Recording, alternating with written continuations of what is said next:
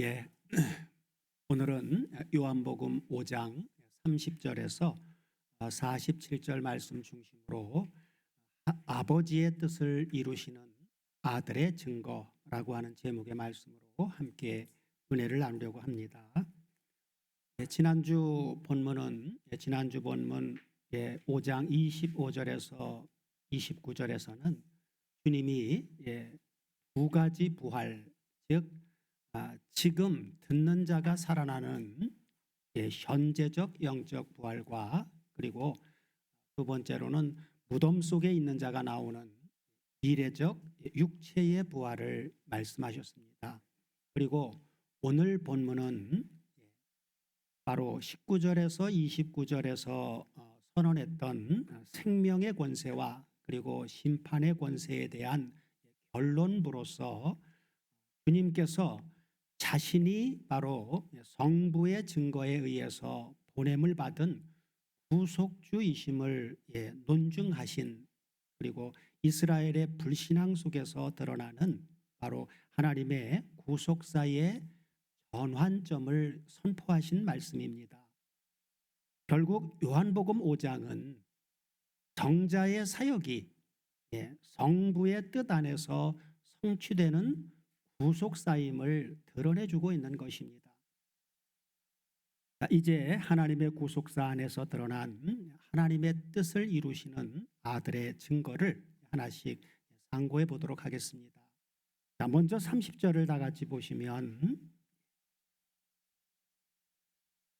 다 같이 한번 봉독해 보시면, 내가 아무것도 스스로 할 수 없노라 그러면서 듣는 대로 심판하노니 나는 나의 원대로 하려 하지 않고 나를 보내신 이의 원대로 하려 하는 고로. 그렇기 때문에 내 심판은 어떻다고요? 의로우니라 하고 말씀하죠. 여기 우리가 생각해야 될 부분은 내가 아무것도 스스로 할 수 없노라 라고 하는 것인데, 여기에서 스스로라고 번역된 이 부분이 원문을 보면 아페마우토인데, 아페마우토, 이것은 단순히 혼자서라고 하는 의미가 아니라 자기 권위로라고 하는 의미인데, 예수님은 바로 내가 스스로 아무것도 할 수 없다라고 하신 이 말씀의 진정한 의미는 바로 예수님은 자신의 어떤 신적 독립성이 아니라, 그런 독립성의 면에서가 아니라 성부 하나님과의 완전한 일치, 혼연일체라고 표현을 하죠. 완전한 일치를 선포하신 것입니다. 그리고 할 수 없노라 라고 할 때에 거기에 원문을 보면 디나마이라고 하는 동사를 쓰고 있는데, 할 수 있는 힘이 없다, 능력이 없다, 그런 이제 표현인데, 여기 디나마이가 원문을 보면 중수디포테로 나와요. 중수디포테, 할 능력이 없다랄 때 할 수, 디나마이가 중수디포테로 나오는데, 여기 안에 가운데 수동태의 의미가 들어가 있어요. 그러나 결과는 어때요? 결과는 디포 동사이기 때문에 능동태로 결과가 해석이 되어집니다. 그렇기 때문에 여기 중간에 쓰여진 이 수동태의 개념은 아버지와의 관계적 그리고 신적인 수동성을 의미해 주고 있습니다. 그래서 이것은 강제된 어떤 수동적인 의미가 아니라 자발적으로 순종하는 아들의 본질적 관계, 아버지와의 그 관계성을 드러내주고 있는 말씀이라고 하는 것입니다. 자, 그리고 듣는 대로에서 이 듣는 대로라고 하는 부분도 카토스 아쿠오라고 되어져 있는데, 이것도 보면 현재형으로 나와요. 현재형이라고 하는 것은 바로 지속적이고 끊임없는 순종의 상태를 나타내주고 있습니다. 정자 하나님이신 그분이 성육신에서 아들로 왔을 때 이 성육신한 인간, 우리와 똑같은 연약한 인간으로 왔을 때의 아버지와의 관계성을 얘기해 주는 거예요. 그래서 예수님은 항상 출생한 이후 공생애를 접어들면서 아버지와 한 마음이 되어져서, 그렇죠, 아버지의 뜻대로 온전하게 순종하는 아들, 그런 삶을 사셨던 분이 바로 우리 주 예수 그리스도시죠. 자, 그래서 예수님은 항상 변함없이 성부의 뜻을 듣고 그대로 행하시는 분입니다. 이것이 바로 구속사의 질서입니다. 질서. 그래서 성부의 뜻대로 성자 하나님이 육신화되어서 오셨고, 그리고 아버지의 뜻대로 그분은 십자가와 부활을 통해서 완성하시는 이런 질서를 말씀해 주고 있는 것이죠. 그리고 또한 30절 맨 끝에 내 심판은 의로우니라 하고 말씀하신 이것은 바로 성자의 판단은 자기의 의지가 아닌 정부의 뜻과 일치하기 때문에 의롭다는 것입니다. 정부의 뜻과 일치하지 않으면 의롭다고 말할 수 없겠죠.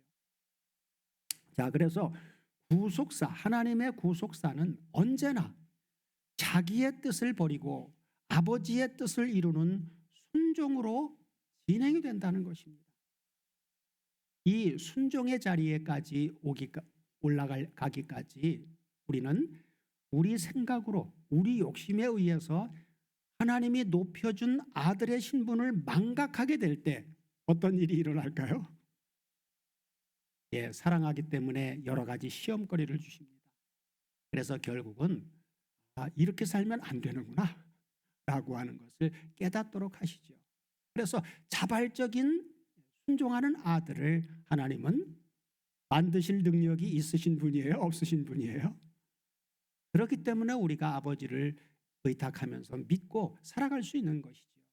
그럴 수 없는 분이라면 우리가 어떻게 하나님을 믿으면서도 평안할 수 있겠습니까? 그렇죠? 그러므로 주님 안에서 오늘날 우리는 주님 안에서 주님의 성육신의 생애를 지금 우리가 살아가고 있습니다. 그렇죠?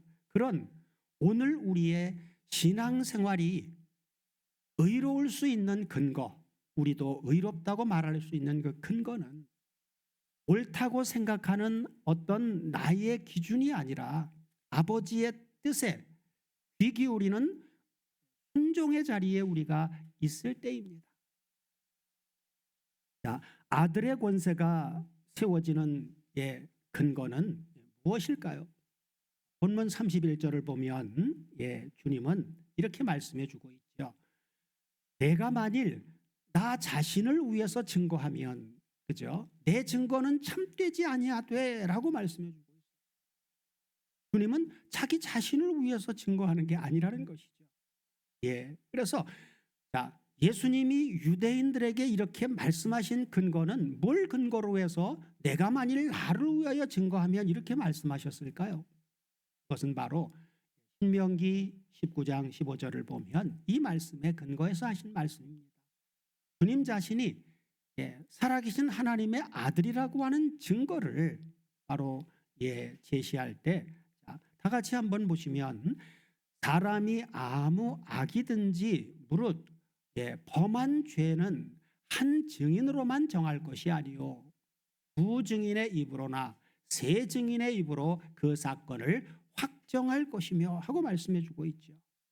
이렇게 구약의 모세를 통해서 말씀하신 대로 율법적으로 몇 명의 증인이 있어야 돼요? 증거가 확실하다면 두세 증인이 있어야만 참된 증인이 되기 때문인 것이죠. 그래서 예수님은 유대인들에게 오늘 본문을 통해서 무려 5가지 증거를 제시해 주십니다. 자신이 아들됨의 증거로. 그 첫째는 바로 본문 33절 35절을 보면 주님 앞서 주님의 길을 예비하는 자로 보냈던 세례자 요한의 증언을 언급하십니다. 너희가 요한에게 사람을 보내매 요한이 진리에 대하여 증거하였느니라 그러시죠. 그러면서 그렇게 먼저 이 부분을 생각해 보면, 요한은 그렇죠, 무엇에 대해서 증거했다고요? 진리에 대해서. 자, 진리에 대해서 증거했다라고 하는 것은 곧 누굴 증거한 거예요? 우리가 앞서 나누었듯이 요한복음 1장에서도 본문 8절에 보면 요한은 뭐라 그랬어요? 그는 참빛이 아니요. 그는 뭐하러 보낸 자라고요? 그 참빛에 대해서, 진리의 빛에 대해서 증언하러 온 자다라고 증언했듯이 바로 세례자 요한은 그 일을 하러 보낸 자입니다. 그래서 세례자 요한의 사역은 구속사적 예비 사역입니다. 준비하는 사역이에요. 구속사의 실제, 그 구속사를 실제로 현실화할 그분을 예비하는 예비자로서의 사역이란 말이에요. 그래서 율법에서 그렇죠. 세례자 요한은 율법의 마지막 주자라고 그랬어요. 구약의 마지막 주자. 그래서 율법에서 복음으로 넘어가는 시대적 전환의 징검다리 역할을 한 사람이 바로 세례자 요한입니다. 그래서 주님은 35절에서 세례자 요한에 대해서 이렇게 말씀을 해주시고 있지요. 35절을 다 같이 보시면 요한은 켜서 비추는 등불이라고 얘기하고, 켜서 비추는 등불이다. 그러면서 너희가 일시 그 빛에 있기를 즐거워하였거니와 하고 말씀해 주고 있죠. 그래서 요한은 켜서 비치는 등불이다. 그래서 요한도 빛이에요. 그렇죠? 그렇지만 그는 어떤 빛은 아니라고요? 진리의 빛은 아니다. 진리의 빛에 대해서 증거하는 빛이다 그 말이에요. 그래서 여기에 보면 너희가 일시 그 빛에 있기를 즐거이 있기를 원하였거니와라고 하는 부분에서 이 즐거이 있기를이라고 하는 부분이 원문을 보면 아갈리아오라고 하는 단어예요.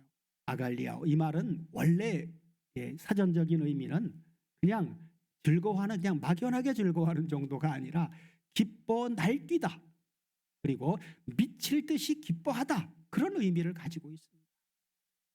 그래서 유대인들은 예수님 당시 유대인들은 초기에 세례자 요한이 이 사람이 혹시 메시아가 아닐까라고 하는 그런 기대감에 잠시 반응했던 사람들이에요. 그러나 세례 요한이 증거했던 참빛, 진리의 빛, 그 빛의 실체이신 예수님은 어떻게 했습니까? 거부해버렸죠. 그래서 바로 주님이 이렇게 말씀하신 것은, 바로 구속사라고 하는 것은 표면적 감동으로 이어지는 것이 절대 아니라고 하는 그러한 교훈을 우리에게 주는 것이죠. 구속사적 그러한 하나님의 역사는 실제적인 역사로 이루어지는 것인데, 그건 바로 기록된 하나님의 말씀의 사실에 근거해서 주어지는 것이지 개인의 어떤 인간적인 감정이나 이런 것에 치우치는 게 아니다 그 말이에요. 자, 그리고 이번엔 둘째로 주님 자신이 하나님의 아들이라고 하는, 하나님이 보낸 하나님의 아들이라고 하는 사실의 두 번째 증거로 주님이 제시하신 것은 바로 36절인데 36절에 바로 아버지께서 주님에게 주사 이루게 하신 역사입니다. 자, 다 같이 한번 보시면 내게는 요한의 증거보다 더 큰 증거가 있다고 하죠. 그건 바로 뭡니까? 아버지께서 내게 주사 이루게 하시는 역사라고 말해주고 있죠.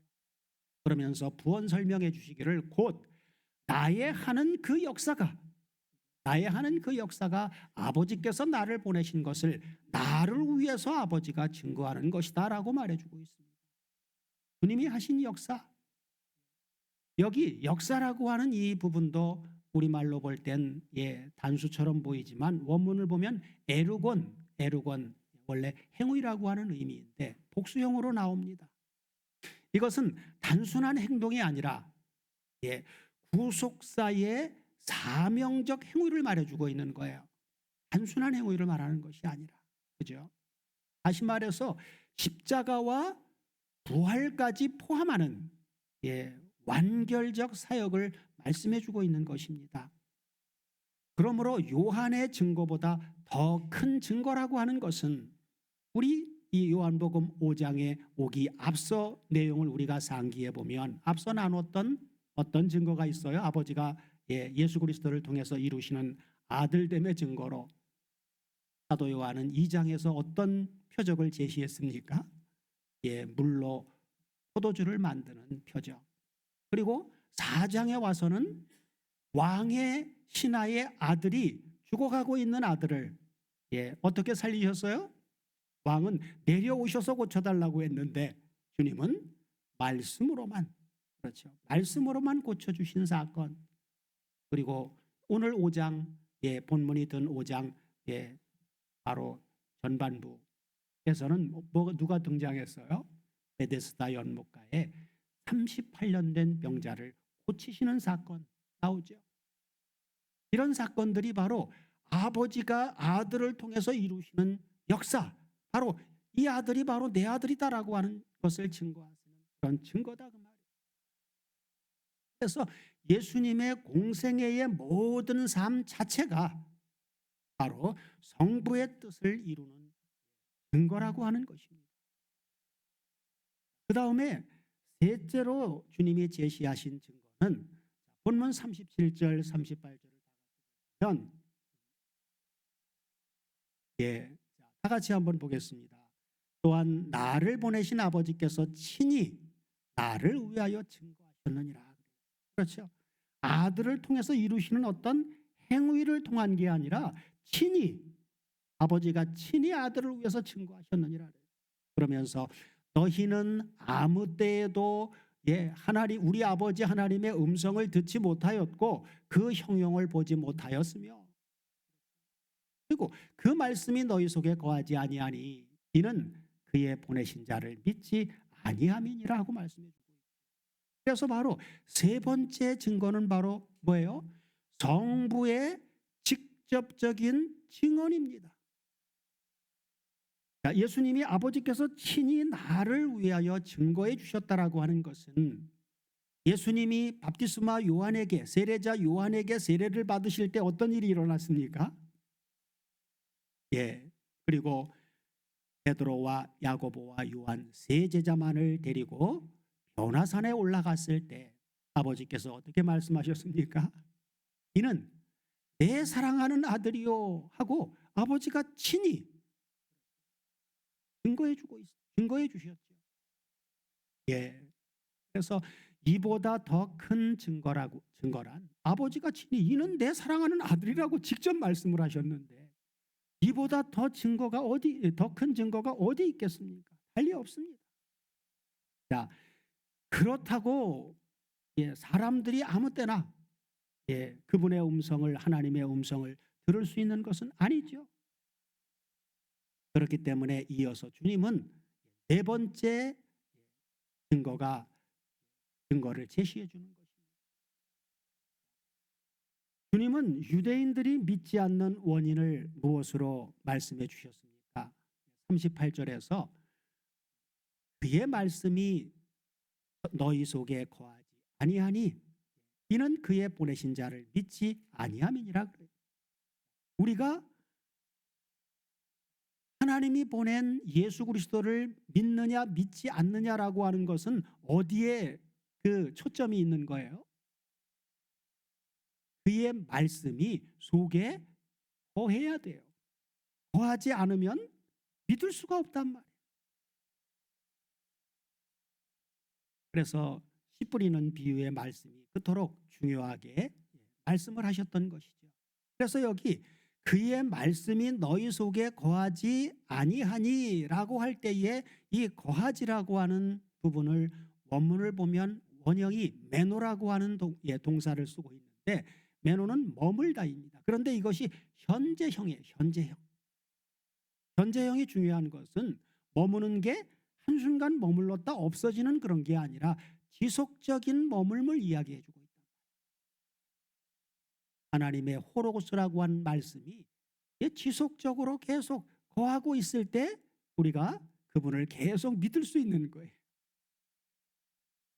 자, 그래서 지속적으로 계속 거하다라고 하는 의미로 그들은 말씀을 어떻게만 그들이 성경 말씀을 모르고 있던 건 아니죠. 문자적으로는 알고 있었어요. 그래서 유대인들은 하나님의 말씀을 지식으로만 소유했지 생명으로는 그 말씀이 자기 속에 거할 수 있도록 내면화하지를 못했다는 것입니다. 그리고 네 번째 증거로 주님이 제시하신 것은 바로 39절입니다. 39절을 다 보시면 아버지의 음성을 직접 듣는 일은 사람들에게 아무 때나 막 주어지는 게 아니죠. 그렇기 때문에 이 네 번째 증거가 아주 중요하게 필요한 것입니다. 자, 다 같이 한번 보겠습니다. 너희가 성경에서 영생을 얻는 줄 생각하고 성경을 상고하거니와 이 성경이 곧 내게 대하여 증거하는 것이로다. 그래서 바로 성경, 예수님이 말씀하실 때 이 성경은 범위가 어디까지예요? 그때는 신약 성경이 없을 때예요. 그러니까 구약 성경을 말해주고 있는 것입니다. 모세오경으로부터 시작해서 말라기 선지자가 기록한 성경까지 39권의 성경을 말해주고 있는 거예요. 그래서 바로 이 성경 자체가 바로 내가 하나님의 아들 메시아인 것을 증언하고 있다. 그러니까 성경보다 더 우리가 쉽게 주님이 바로 메시아이고 하나님의 아들이라고 하는 사실을 우리가 가장 쉽게 접할 수 있고 가장 쉽게 그 증거를 발견할 수 있는 것은 바로 무엇이다? 성경이다. 성경을 통하지 않고는 그분이 하나님의 아들이라고 하는 사실을 확실하게 믿을 수 있는 근거가 아무데도 없습니다. 그래서 성경 자체가 바로 예수님 자신에 대한 증거라고 하는 사실을 아주 밝히 말씀해 주신 것이죠. 그래서 여기 상고하거니와라고 하는데 이 상고하거니와라고 하는 부분도 문법적으로 보면 바로 에류나오, 찾다, 조사하다라고 하는 그런 단어에 이것도 직설법 현재형, 여기는 이제 원문을 보면 두 가지 이제 해석이 두 가지로 나와 있는데 이렇게 할 수도 있고 이렇게 할 수도 있다. 그래서 직설법 현재형과 명령법 현재형으로 그렇게 이제 해석할 수 있다고 두 가지로 해석할 수 있기 때문에 두 가지를 다 원문에 표기를 해놨어요. 그러나 문맥상으로 보면 어때요? 문맥상으로 보면 주님은 그들의 행위를 지적하는 바로 직설법으로 쓰신 것입니다. 그래서 너희가 그렇게 열심히 성경을 연구하지만 성경이 주고자 하는 그 목적을 너희들은 잃어버렸다라고 지금 책망하고 계신 것입니다. 성경의 목적은 뭡니까? 성경의 목적은 율법적 의가 아니라 그리스도를 통한 영생입니다. 그리스도를 통해서 주시는 영생을 증거해 주고 있는 것이죠. 그러므로 성경이라고 하는 것은 지식의 책이 아니라 예수 그리스도의 전 인격을 증거하는 증거서입니다. 그러니까 우리가 성경을 통해서 인격적으로 예수님을 만나지 못한다면 그것은 바로 유대인들과 똑같이 성경을 보고 있다는 것이 된다 그 말이에요. 이어서 주님은 41절 42절을 같이 보시면 나는 사람에게 영광을 취하지 아니하노라 그러면서 다만 하나님을 사랑하는 것이 너희 속에 없음을 내가 보았다 그래요. 하나님의 호로고스가 그들 속에 있다라고 하는 것은 문자가를 얘기하는 게 아니란 말이에요.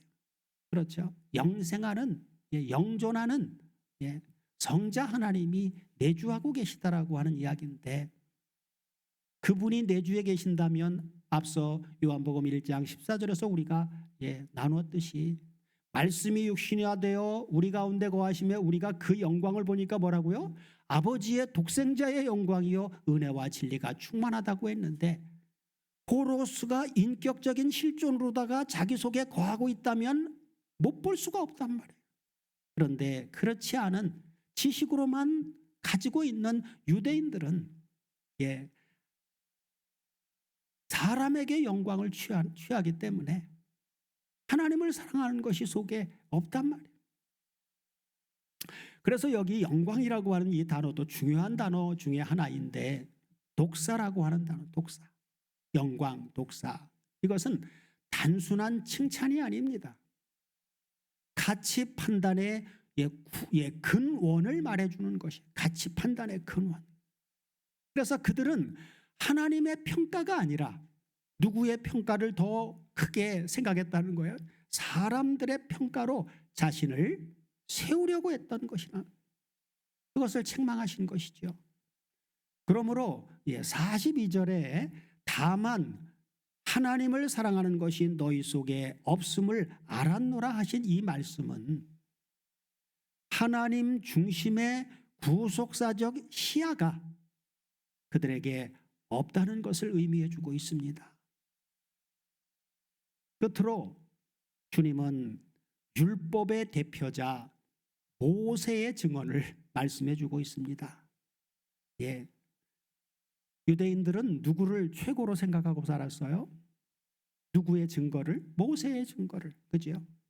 그들은 모세오경을 생명처럼 여겼던 사람들입니다. 그래서 마지막으로 그래 너희들이 그렇게 중요하다고 생각하는 그 모세가 누굴 증거하고 있는지 모세의 증언을 제시하고 있는 거예요.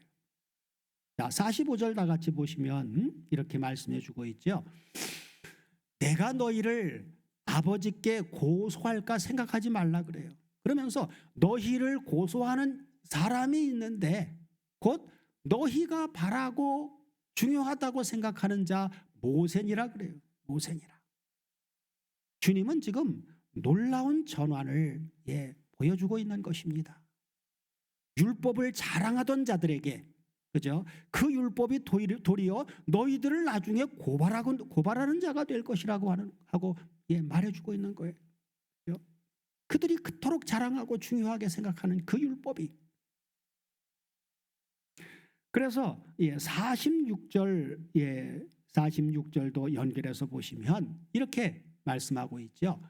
자, 너희들이 그렇게 자랑하고 좋아하는 모세를 믿었다면 또 나를 믿었으리지 그래요.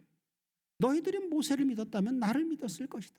그러면서 왜냐하면 모세가 다른 걸 증거한 게 아니라 내게 대해서 그 증거를 기록했다라고 말해주고 있죠.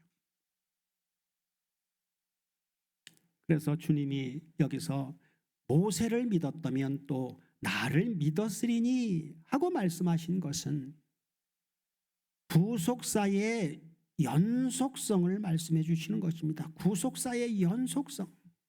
그래서 모세의 율법이 바로 그리스도를 예표하고 있다라고 하는 사실을 말씀해 주고 있는 것입니다. 그리고 이어서 주님은 그는 모세는 바로 나에 대해서 기록하였음이라 하고 말씀하셨는데 이 말씀의 의미는 바로 뭡니까? 모세가 기록한 모세오경 전체가 결국은 그리스도 중심으로 기록되었음을 말씀해 주고 있는 것입니다. 주님이 직접 그렇게 말씀하신 거예요. 성경의 모든 사건과 그리고 등장하는 하나님의 사람으로 등장하는 인물 그리고 성경의 어떤 성막을 주시면서 주셨던 성막의 제도 그리고 거기서 드려졌던 이 제사들 이러한 모든 것들은 다 결국 뭐라고요? 그리스도의 구속사적 그림자로 주셨다는 거예요. 결국 구속사의 모든 증거는 한 분 예수 그리스도를 향한다는 결론에 이르게 됩니다. 뒤에 가서 우리는 또 한 분의 증거자를 주님이 말씀하시는 것을 보게 될 것인데 그분은 바로 요한복음 15장 26절을 다 같이 보시면 다락방 수훈에서 증거하신 말씀이지요. 자, 내가 아버지께로서 너희에게 보낼 보혜사 곧 아버지께로서 나오시는 진리의 성령이 오실 그때에 그가 누구를 증거한다고요? 나를 증거할 것이요 하고 그렇죠. 성령 하나님을 요한복음 마지막 끝에 가서 예수 그리스도를 증거하는 증거자로 제시를 하죠. 오늘날 성령을 받았다라고 하면서 사람들이, 성령 받은 사람들이 뭐 하면서 성령 받았다고 막 날뜁니까? 성령을 받았다라고 하는 증거는 바로 예수 그리스도가 하나님의 아들이심을 분명히 확증적으로 알 수 있어야 되고, 그리고 받았다는 증거는 뭐로 나타나야 돼요? 주님이 마지막으로 부활하시고 난 이후 승천하시기 직전 말씀하셨던 바로 사도행전 1장 생각해야 되죠. 오직 성령이 너희에게 임하시면 너희가 권능을 받고 예루살렘과 온 유대와 사마리아와 땅 끝까지 이르러 뭘 한다고요? 내 증인이 될 것이다. 성령을 받았다라고 하는 증거는 다른 데서 찾으면 안 돼요. 예수 그리스도가 바로 나를 구원하신 구세주라고 하는 것을 증언하는 사람이라면 그는 성령을 받은 증거를 가지고 있는 사람입니다. 그 외에 다른 걸 가지고 한다면 그건 아닐 수도 있어요. 왜? 만약에 은사를 통해서 병 고치고 뭘 하고 한다고 하더라도 그건 사탄도 그 짓을 하니까. 주님이 2000년 전에 뭐 표적과 기사 이적을 행했다고 해서 성령 받았다고 자기도 그걸 행하려고 하는데 그건 성경을 곡해한 것입니다. 예수님이 병든 자를 고치고 한 이런 역사들을 하신 목적은 뭐예요? 그건 바로 사복음서에서 예수님이 행하신 이 표적들은 아버지가 예수 그리스도의 하시는 그 능력의 역사들을 통해서 아버지가 그런 역사를 나타내신 건 목적이 뭐예요? 바로 예수 그리스도가 바로 내 아들이다, 하나님의 아들이다라고 하는 것을 증거하기 위해서 그런 역사를 나타내신 것이지, 그 역사 자체를 믿음으로 할 수 있다라고 하는 이걸 증거하기 위한 목적으로 하신 게 아니다 그 말이에요. 만약에 그런 역사라면 오셔서 병 고치는 일만 맨날 하셨어야죠.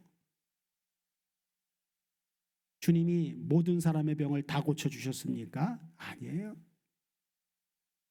그러니까 사복음서에 등장하는 예수님의 표적은 아버지가 이 사람이 바로 내 아들이야, 내가 사랑하는 아들이야 라고 하는 것을 증거하기 위해서 그런 표적의 역사를 나타내셨던 것입니다. 그러면 사도행전 이후에 사도들이 나타난 표적은 왜 그 표적의 역사가 일어났습니까? 공생애 때 주님이 행하신 표적과 오순절 이후 사도들이 행한 표적은 뭐 똑같은 건가요? 아니에요. 결과라고 하는 신유 또 이런 표적이라고 하는 것은 표면적인 건 같은 것 같지만 그 목적이 다릅니다. 사도들에게 일어났던 표적의 역사는 그걸 통해서 이 사람들이 바로 진짜 메시아를 영접했고 메시아를 증언하는 내가 세운 사도다라고 하는 것을 증거하기 위해서 그 표적 기사의 역사를 성령께서 나타내 주신 거예요. 다르죠. 공관복음에서는 바로 그 일을 행하시는 그분이 메시아이고 하나님의 아들이라고 하는 것을 증거하기 위해서, 사도행전 이후는 바로 아버지와 주님이 세운 진짜 사도라고 하는 것을 사람들로 하여금 인식할 수 있도록 하기 위해서 복음을 전할 때 성령께서 필요에 따라 그들이 마음대로 막 표적과 기사 일을 행한 게 아니에요. 복음을 전하는 삶을 살 때 성령께서 필요성이 있을 때 그때만 표적 기사 이적이 나타나도록 하셨던 거지, 그들이 증언하는 증거가 하나님의 진리의 말씀이라고 하는 것을 증거해 주기 위해서 표적 기사를 보조적인 수단으로 나타나게 하셨던 것이지, 성령 받아가지고 그 일 하라고 하는 게 아니단 말이에요.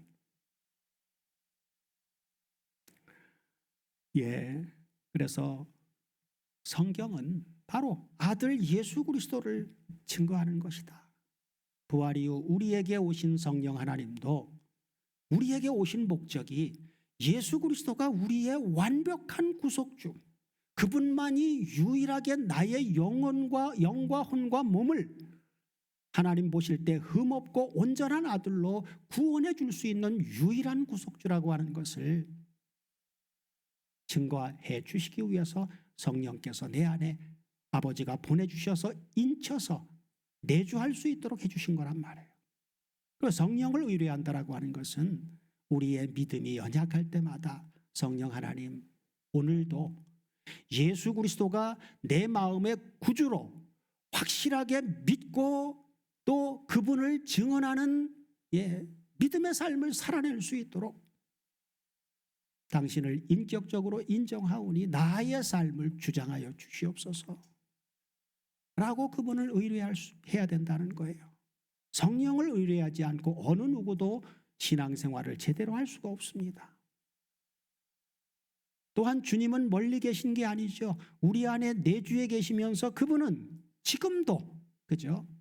성령의 역사를 통해서 우리 안에서 우리의 삶을 성령과 함께 인도하고 계셔요.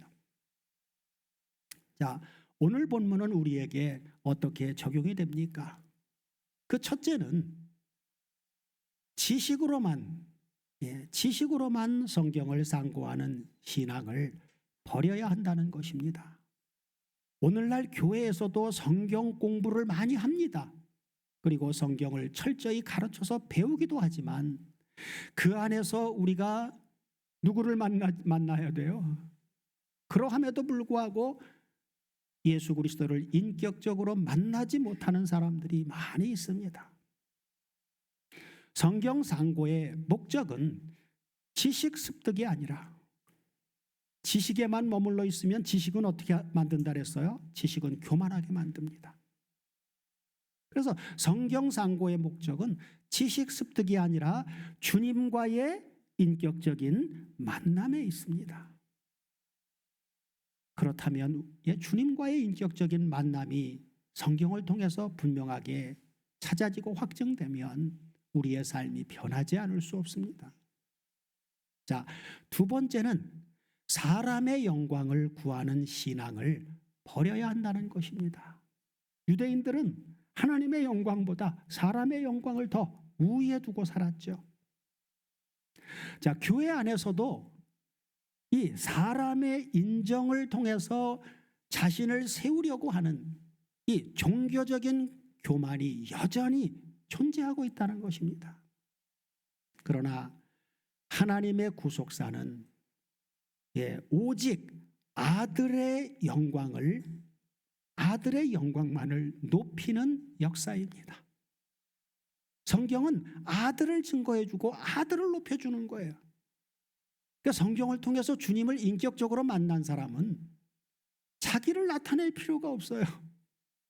아들의 영광만 나타내면 자기는 덩달아 올라가는 거예요. 그런데 자꾸 자기를 나타내려고 하는 여기에 그 문제가 있단 말이에요. 그게 교만이에요.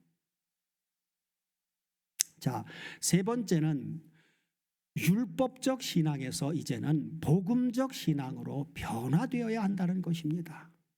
우리가 모세를 믿는다고 하면서도 여전히 행위와 그리고 자기의 어떤 자격 이런 것으로 하나님께 나아가려고 한다면 우리는 복음 증거 앞에서 유대인들과 별다를 바가 없는 것입니다. 구속사는 율법적 자아의 죽음과 그리고 그리스도 안에 새 생명으로 완성되어집니다. 갈라디아서 2장 20절이죠. 내가 그리스도와 함께 십자가에 못 박혔나니 이제는 내가 산 것이 아니요 내 안에 그리스도께서 사신 것이다. 이제 내가 육체 가운데 사는 것은 나를 사랑하사 나를 위하여 자기 몸을 버리신 하나님의 아들을 믿는, 그렇죠? 믿음 안에서 사는 것이다. 이것이 바로 율법적 자아가 죽어지고, 그죠? 그리스도 안에서의 새 생명으로 사는 삶의 완성을 이미 만들어 주셨고 우리는 그 삶을 누려야 돼요. 누리려면 성장해야 됩니다. 사랑하는 다솜 가족 여러분, 오늘 본문에서 주님은 자신을 믿지 않는 자들을 아주 단호하게 꾸짖으십니다. 그렇지만 그 안에는 여전히 또 복음 안으로의 초청의 은혜가 있다라고 하는 것을 또 보아야 됩니다. 이는 성경을 이제는 새롭게 보라는 것입니다. 모든 말씀은 우리 주 예수 그리스도를 향하고 그분 안에서 영생의 문이 열립니다. 주님은 유대인들에게 너희가 내게 오기를 원하지 아니하는도다 하고 말씀하셨듯이 오늘의 우리에게도 그렇죠. 너는 성경을 연구하지만 그 성경이 증언하는 나를 진실로 보고 있는가? 하고 물으십니다. 성경 속에서 예수 그리스도를 만나는 자는 이미 구속사의 중심의 한가운데 서 있는 자이고 그에게 영원한 생명이 있는 것입니다. 우리 모두로 주님과의 인격적인 만남으로 시작된 복음적 신앙으로 구속사의 중심에 우리가 우뚝 서서 오직 우리 아버지와 주님만을 높이는 복된 삶을 날마다 살아갈 수 있도록 해주시기를 우리 주 그리스도 예수의 이름으로 축원드립니다.